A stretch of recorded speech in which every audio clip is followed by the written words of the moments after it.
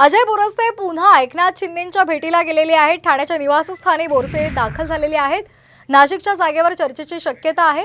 काल रात्री सुद्धा बोरसे आणि गोडसे यांची भेट झाली होती। त्यांनी शिंदेंची भेट घेतली होती आणि आता पुन्हा एकदा ते ठाण्यातल्या मुख्यमंत्र्यांच्या निवासस्थानी पोहोचलेले आहेत। ही एक्सक्लुसिव्ह दृश्य आपण पाहतोय साम टीव्हीच्या माध्यमातून। आताची महत्त्वाची बातमी, अजय बोरसे पुन्हा एकनाथ शिंदे यांच्या भेटीसाठी दाखल झालेले आहेत। ठाण्याच्या निवासस्थानी बोरसे दाखल झालेत। नाशिकच्या जागेवर चर्चेची शक्यता व्यक्त केली जाते। या संदर्भात अधिक माहिती घेऊयात आमचे प्रतिनिधी विकास काटे यांच्याकडून। विकास, काय अधिकचे अपडेट्स मिळत आहेत?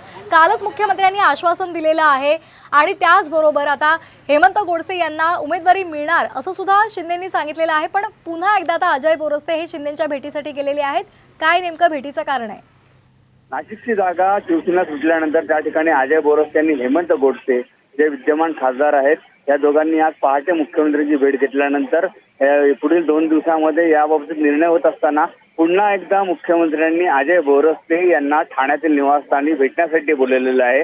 विशेष म्हणजे ही जी काही जागा आहे ही कोणाला द्यावी या संदर्भात निर्णय झालेला नाहीये। बोरसे आणि गोडसे हे दोघं भेटल्यानंतर पुन्हा एकदा बोरसे आल्यामुळे चर्चेला उधाण आलेलं आहे। ही जागा बोरसेला जाते की काय, कारण की बोरसे यांनी पहाटे भेट घेतल्यानंतर पुन्हा एकदा आज मुख्यमंत्र्यांनी त्यांना बोलवलेलं आहे। त्यामुळं जागेचा तिढा जरी सुटला असता की मग यापुढे नाशिकचा खासदार गोडसे होणार की बोरसे हे देखील अद्याप गुलदस्त्यात आहे। पुढील 2 दिवसांमध्ये जेव्हा यादी जाहीर होईल त्या यादीच्या माध्यमातून जे काही खासदारकीचे शिवसेनेचे उमेदवार असतील ते जाहीर केले जातील।